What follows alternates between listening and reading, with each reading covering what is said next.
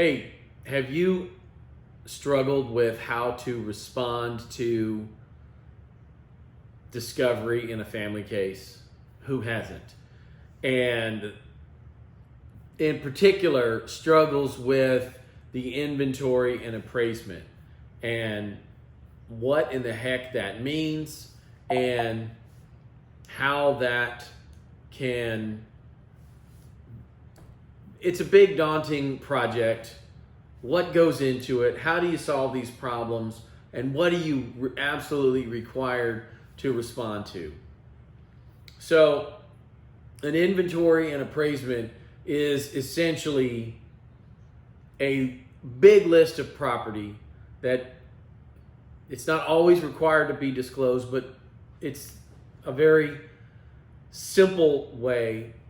Not that the project itself is simple, but once it's completed, it is a simple way for the parties to have complete transparency on each half of what they perceive as the community estate, the separate property estate, and any debts that are between the two spouses.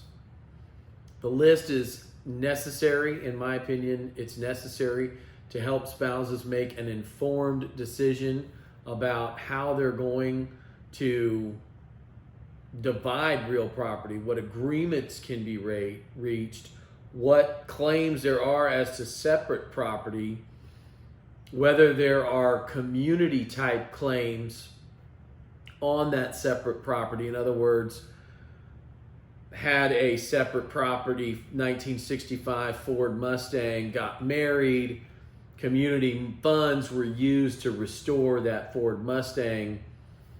The husband wants to keep that Ford Mustang. Does that contribution from the community need to be reconciled because he's going to essentially keep the separate property asset? It's going to be to his benefit, and the improvement to it, that restoration, whatever that was, is going to be retained by husband in his separate property asset. So therefore, he owes the house, the community estate, back some funds.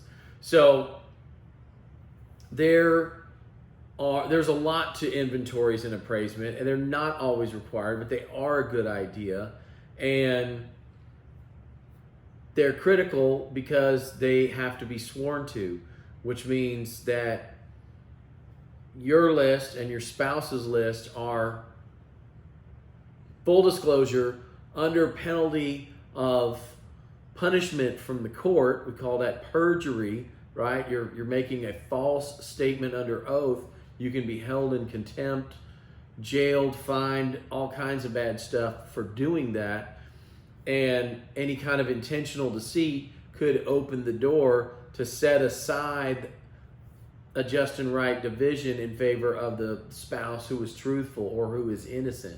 So this is a critical document.